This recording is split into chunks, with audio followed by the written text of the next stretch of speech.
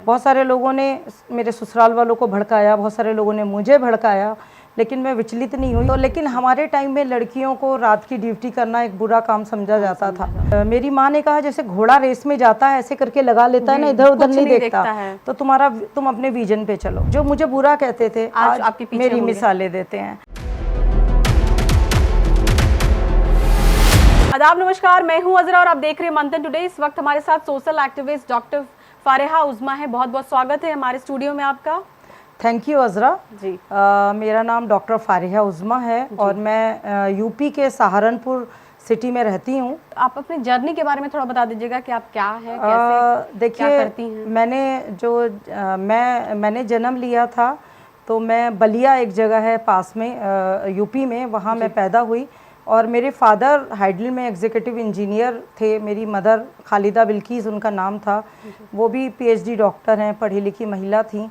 तो हमने एक बहुत अच्छे पढ़े लिखे परिवार में जन्म लिया जहाँ पर लड़कियों को बोझ नहीं समझा जाता था। और मेरे फादर ने भी मुझे अच्छी एजुकेशन देने की पूरी कोशिश करी। और मैंने इंग्लिश एमए और उसके साथ साथ जर्नलिज्म भी आपने 89 में मैंने कर लिया था। 89 में 89 में मैंने कर लिया था और मैंने दोनों ही कोर्सेज में टॉप किया। और जब मैंने टॉप किया तो मेरी पहली पोस्ट जो लगी थी वो ऑल इंडिया रेडियो जम्मू पे लगी थी। चलिए। हाँ, तो लेकिन हमारे टाइम में लड़कियों को रात की ड्यूटी करना एक बुरा काम समझा जाता था। और मेरे फादर, हम 4 बहनें थे, एक ही ब्रदर था, तो मेरे पापा के ऊपर बहुत बड़ा बोझ था कि लड़की की शादी कर दो, शादी कर दो, शादी कर दो। तो मेरा एमए चल रहा था, इंग्लिश एमए। तो मैंने अपने पापा से कहा कि किसी भी तरह से मुझे अपना एमए कंप्लीट करना है और उससे पहले मैं नहीं करूँगी शादी। तो पापा ने मेरे से छोटी की कर दी और मुझे टाइम मिल गया थोड़ा सा, लेकिन वो थोड़ा ही टाइम मिला था। तो मुझे बुला लिया गया और मेरी भी शादी हो गई। शादी जिस इंसान से हुई तो वो बहुत ही अच्छे, बहुत ही फर्स्ट क्लास इंसान थे। और मेरे एक चाचा जी थे जो हिंदू थे, तो वो कहते थे आप इनके दोनों के 36 के 36 गुण मिले हुए हैं। मतलब हम लोग एक दूसरे के लिए जीते थे, सब कुछ थे, लाइफ बहुत अच्छी गुजर रही थी। मेरे 2 बच्चे थे, मुझे कुछ करने का शौक़ था। तो मेरे हस्बैंड के एक दोस्त थे डॉक्टर जितेंद्र चुग, तो उन्होंने मुझे एक मेडिकल स्टोर उनके नर्सिंग होम में उन्होंने बोला कि चलो एक मेडिकल स्टोर रन कर लेती हूँ। तो मुझे तो कुछ करना था, मुझे घर में नहीं बैठना था। तो मैंने वहाँ पर मेडिकल स्टोर रन किया और वहीं बैठ के मैं बहुत गरीब लोगों की मदद करती रही। किसी का बच्चा बीमार है, मतलब ये सहारनपुर में, यूपी में, वहीं जहाँ मैं रही। तो वहीं मैंने एक मेडिकल स्टोर रन किया। और अचानक ही एक दिन मैं अपने मैके आ रही थी और मेरे हस्बैंड गाड़ी ड्राइव कर रहे थे। तो गाड़ी चलाते चलाते उनका हार्ट फेल हो गया और वहीं ख़त्म हो गए। मेरे 2 बच्चे थे, एक मेरा 12 साल का बच्चा था और एक मेरा 9 साल का बच्चा मेरे साथ था उस टाइम में। तो जब मेरे 2 बच्चे मेरे साथ थे और मेरी दुनिया ख़त्म हो चुकी थी, तो मेरे दिमाग में सबसे पहले ख्याल आया कि मुझे ट्रेन के आगे कूदना है, मुझे जीना नहीं है। तो जब मुझे होश आया 3-4 दिन बाद, तो मैंने देखा एक बच्चा कंधे पे सिर रखे हुए है और एक बच्चा जो है वो मेरे यहाँ सिर रखे बैठा है। तो मैंने कहा यार, अब आपके ऊपर तो बहुत बड़ी जिम्मेदारी है, आपको तो इन बच्चों के लिए कुछ करना है पड़ेगा। तो हम लोगों के यहाँ मुस्लिम हूँ मैं, तो 4 महीने 10 दिन की इद्दत होती है। तो मेरा जो इद्दत पीरियड था वो मेरा चल रहा था। तो मेरे पापा ने, क्योंकि कुरान शरीफ में भी ये है कि बेवा का निकाह अफजल है, तो मेरे पापा मम्मी ने मेरा ये रखा कि किसी भी तरह से हम दूसरी शादी करा दें। ये प्रपोज़ल जब मेरे पास आया तो मैंने उसको बिल्कुल रिजेक्ट कर दिया। मैंने कहा मेरे बच्चों का बाप छिन गया, मैं उनकी माँ नहीं छिनने दूंगी। ये मेरा बिल्कुल हार्ड कोर मेरा निर्णय है। मेरे पापा ने कहा कि बेटा फिर तुम्हारा बाप ज़िंदा है, तुम मेरे घर चलो। तो मैंने कहा आपके साथ तो मैं रह सकती हूँ, मेरा एक भाई है और मेरी भाभी थी, और मेरी भाभी सेक्शन ऑफिसर है अभी भी लोक सेवा आयोग में। तो मुझे लगा कि नहीं यार, मेरा घर भी है, मेरी मेडिकल स्टोर भी था। तो मैंने कहा पापा नहीं, मैं अपना घर नहीं छोड़ रही हूँ, मैं यही करूँगी, यही कंटिन्यू करूँगी। और मेरे दिमाग में ये भी था कि मैं जर्नलिज्म किए हुए हूँ, किसी चैनल पे काम कर सकती हूँ, कुछ भी कर सकती हूँ। तो मैंने डिसीजन लिया कि मुझे यहीं रहना। तो मेरे पापा ने कहा कि तुम सबसे टफ काम चुन रही हो उज़्मा, जर्नलिज्म उस टाइम के दौरान। हाँ, की हुई थी मैं। तो मेरे पापा ने कहा कि देखो तुम कितना टफ काम चुन रही हो कि अब तुमको अपने ससुर के साथ रहना पड़ेगा। और क्योंकि जो अगर खाली औरत रहती है तो वो पेड़ से टूटा हुआ पत्ता हो जाती है। तुम्हारे ससुर से बहुत प्यार करता हूँ, बहुत सम्मान करता हूँ, तो अगर तुम ये डिसीजन है तो हम तुम्हारे साथ हैं। तो खैर कोई बात नहीं, मैं आगे आगे चलती रही। और आपको पता है सोसाइटी बहुत गंदी सोसाइटी है हमारी, जहाँ हम सोचते हैं उससे भी बहुत गंदी। बहुत सारे लोगों ने मेरे ससुराल वालों को भड़काया, बहुत सारे लोगों ने मुझे भड़काया, लेकिन मैं विचलित नहीं हुई। और मेरी माँ ने मेरे से कहा, आप अपने लाइन से हटी नहीं, आप सोच ही रही कि मेरा हमको आगे बढ़ना है। तो बहुत सारे लोगों ने मेरी मदद करी रास्ते में। मेरे बहुत डॉक्टर जितेंद्र चुग जो हैं, उनका एक बहुत बड़ा रोल मेरी लाइफ में रहा। उन्होंने अपने दोस्त की दोस्ती को निभाते हुए मेडिकल स्टोर रन किया, मुझसे नहीं हटाया मुझे। तो मेरी माँ ने कहा जैसे घोड़ा रेस में जाता है ऐसे करके लगा लेता है ना, इधर उधर नहीं देखता, तो तुम अपने विजन पे चलो। तभी मेरी नज़र वहाँ व्यापार मंडल वाले लोगों को पड़ी। हाँ, व्यापार मंडल के बारे में भी आप बताइएगा, आप उसमें भी जी मेरे विवेक मनोचा जी वहाँ पर अध्यक्ष थे, और लाल कृष्ण कक्कड़ जी, बहुत सारे लोग हमारे साथ थे।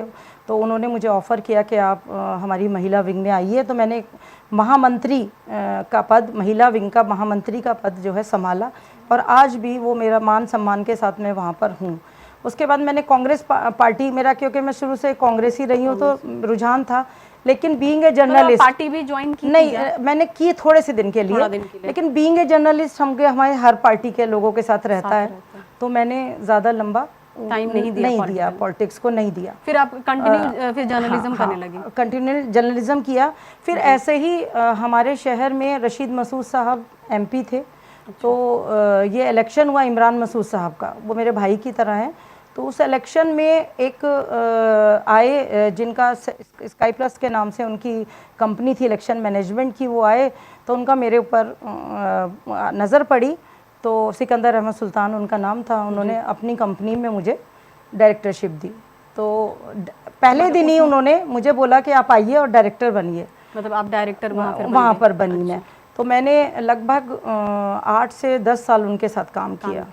फिर मेरा बेटा जो बचपन से तो मतलब कंटिन्यू फिर अब अपने बेटे को आप ही पढ़ाती थी, आप ही सब कुछ करती थी? हाँ, मैं जो मेरा छोटा बेटा था, तो जब वो 2nd क्लास में था, तो जब मैंने देखा तो उसके दिमाग में ये था कि मुझे माँ की हेल्प करनी है। तो उस बच्चे ने अपनी तरफ से पैसा अर्न करने की सोची। उसने सोचा मैं मोबाइल बेचूं, क्लास 2nd में उसने सोचा कि मैं मोबाइल बेचूं, कुछ तरह से करके मैं माँ की हेल्प करूं। पढ़ने में तेज़ तर्रार बच्चा था मेरा। तो मैंने उसको दून स्कूल का इंटरव्यू दिलवाया और वो वहाँ सेलेक्ट हो गया। तो वो दून स्कूल से बच्चे ने मेरे 10th किया। और उस बच्चे ने 7th क्लास में एक कंसर्न बना ली जिसका नाम फौज नेटवर्क रखा उसने। फौज का मतलब फ़रत उसके पापा का नाम, फिर उसका नाम, यू से उज़मा मेरा नाम, एस से शाहरुख उसके भाई का नाम, ये उस बच्चे ने जनरेट कर लिया था, जो उसको जिसकी वजह से उसे कनाडा में भी सिलेक्शन मिला था। लेकिन मैंने कहा नहीं, जो कुछ करना है अपने देश में करना है। और हम आगे बढ़ते रहे। साथ में मेरे दिमाग में एक सपना था, पहले दिन ही मैंने देख लिया था कि जो भी महिला परेशान हो, जिसका हस्बैंड उसका साथ छोड़ जाए, कोई भी तलाकशुदा महिला हो, क्योंकि जल के मरने से अच्छा है कि अलग हो जाए। और कोई भी माँ, जब माँ बनता है, कोई भी लेडी, कोई भी XYZ किसी भी कास्ट की हो, कुछ भी हो, पढ़ी लिखी हो, बर्तन मांजने वाली हो, बड़ी डॉक्टर हो, कोई भी हो, अपने बच्चे को नहीं छोड़ती महिला, नहीं छोड़ती। और कोई महिला मेरी नज़र में गलत नहीं होती है। हाँ, सोसाइटी उसको किस मुकाम पे पहुंचा दे, ये सोसाइटी का काम। सोसाइटी ही उन पे इल्जाम लगाती है। यस। और अब अकेली महिला है तो करे क्या, उसको तो आगे बढ़ना है, उसको तो बच्चे को खिलाना है, उसे अपने बच्चे को वो नहीं छोड़ सकती है। और हस्बैंड भी एक ही बार मिलता है लाइफ में, हस्बैंड भी बार बार नहीं मिलता है। सेकंड मैरिज ओनली समझौता होती है और कुछ नहीं होता है। तो मैंने देखा है, मेरे पास एक महिला थी, उसके 5 बच्चे थे, मैंने उसको रखा, उसके 5 बच्चे, 3 लड़कियों की शादी करी, और उसके अंदर कंटिन्यू जॉब भी कर रही थी। हाँ, उन महिलाओं को भी देख रही थी, और बहुत बड़े विजन के साथ हम आगे बढ़े। अब मेरे बच्चा बड़ा हो गया, उसने सॉफ्टवेयर इंजीनियरिंग कर ली, उसके वो भी जर्नलिज्म कर चुका। इन बिटवीन मैंने PhD भी कर ली। Now I am PhD doctor. या बहुत अच्छा। और मेरा उर्दू में भी मेरा MA हो गया। तो PhD होने के बाद बच्चे ने अपनी कंसर्न बना ली, जिससे हम लोग ज़्यादा लोगों को काम दे सके। तो हमारा जो है फौज नेटवर्क प्राइवेट लिमिटेड के इन बिटवीन मैंने एक दवाई की कंपनी भी बनाई, जिसका नाम सेलस बायोटेक रखा। और दवाई में क्या करना मेडिसिन मेरी आती थी और मैं पूरे मतलब सब जगह जाती थी, चलती थी, लेकिन फंड की कमी होने की वजह से वो होल्ड ऑन हो गया मेरा प्रोजेक्ट। अभी भी होल्ड है वो, मैं चला नहीं पाई उसको। उसके बाद मैंने जॉब किया। जॉब करने के बाद जब बच्चा बड़ा हो गया तो बच्चे के साथ, बच्चा मेरे साथ कंधे से कंधा मिला के चलने लगे। मेरे दोनों बच्चे मेरे सपोर्टिंग बन गए, बहुत ज़बरदस्त सपोर्टिंग। और मैं इस बात को मानती हूँ कि खून के साथ साथ उन्होंने जो माँ का संघर्ष देखा तो वो आज मेरे सबसे बड़े सपोर्टिंग है। अच्छा, आप एक महिला थी, किस तरह का आपको परेशानी आया होगा, कितना सोसाइटी किस नज़र से देखता है, और जर्नलिज्म और पॉलिटिक्स में घुसने के बाद लोगों का नज़रिया चेंज हो जाता है, तो उससे किस तरह से आप निकलते हैं, उसको किस तरह से टैकल करते हुए आगे बढ़ी आप? देखिए अज़रा, मैं जहाँ तक मानती हूँ कि एक तो सबसे बड़ा टूल एजुकेशन जो मेरे माँ बाप ने मेरे हाथ में दिया था, नंबर एक चीज़। नंबर दूसरी चीज़, अल्हम्दुलिल्लाह मैं एक मुस्लिम महिला हूँ। हाँ, मुस्लिम का विजन क्लियर होता है कि हमें सिर्फ अल्लाह से डरना है, अल्लाह के अलावा हमें किसी से नहीं डरना है। अगर हम अल्लाह से डरेंगे तो हम कोई गलत काम करेंगे ही नहीं, है ना।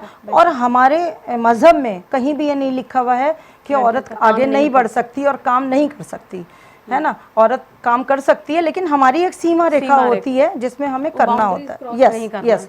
तो मैंने सोसाइटी का मुकाबला किया मेहनत से और सब्र करके, और वही लोग अज़रा जो मुझे बुरा कहते थे आज आपकी मेरी मिसालें देते हैं, है ना। तो मुझे सबसे बड़ी चीज़ जो सबसे बड़ी चीज़ है, तो मैं आगे भी सभी लोगों से कहना चाहूँगी, ख़ासतौर से अपनी सारी महिलाओं से कहना चाहूँगी, सारी लड़कियों से कहना चाहूँगी, और माँ बाप से कहना चाहूँगी कि आप एक बेटे को भले ही ना पढ़ाओ, लेकिन बेटी को ज़रूर पढ़ाओ। एजुकेशन बहुत ज़रूरी है, क्योंकि किसी को नहीं पता कि फ्यूचर में लड़कियों के साथ क्या होने वाला है, क्या होगा। बदतमीजी ना करे लड़की, और उसके साथ साथ जो है सही राह पे चलती रहे। बर्तन मांज के भी एक माँ अपने बच्चे को पाल लेती है, लेकिन एक एजुकेटेड होगी तो आजकल रास्ते 50 खुलते हैं। तो अभी जो है एट प्रेजेंट हमने एक वोट बॉक्स के नाम से इलेक्शन मैनेजमेंट का काम हम लोग करते हैं, जिसके सिलसिले में मैं बिहार यहाँ पर हूँ, और हम लोग डिफरेंट लोगों का, हर पार्टी का हम लोग इलेक्शन मैनेजमेंट करते हैं।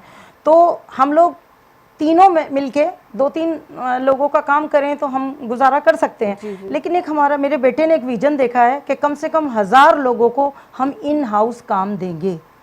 इसी विजन के साथ आगे बढ़ रहे हैं हम लोग।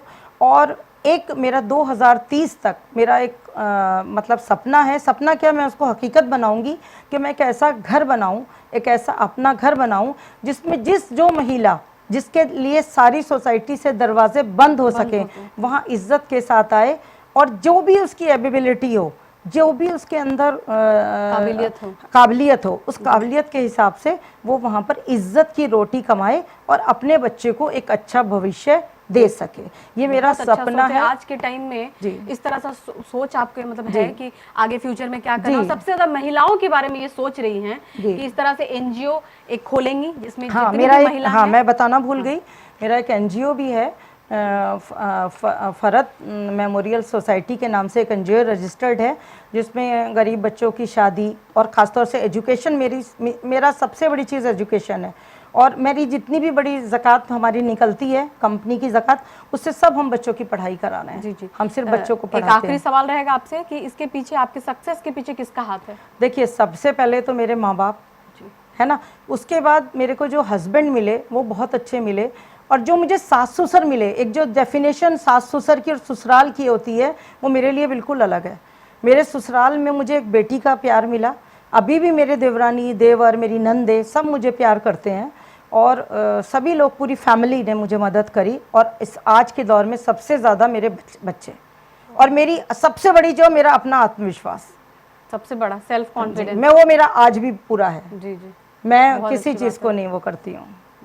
थैंक यू अज़रा, बहुत बहुत शुक्रिया आपका हमारे स्टूडियो में आने के लिए। अच्छा, तो ये हमारे साथ थी सोशल एक्टिविस्ट। इन्होंने साफ तौर से बताया कि किस तरह से महिलाओं को कॉन्फिडेंस रहना चाहिए और आगे कैसे बढ़ना है। एजुकेशन बहुत ज़रूरी है लाइफ में। फिलहाल के लिए इतना ही। देशों विदेश की ताज़ा खबरों को देखने के लिए देखते रहिए मंथन टुडे।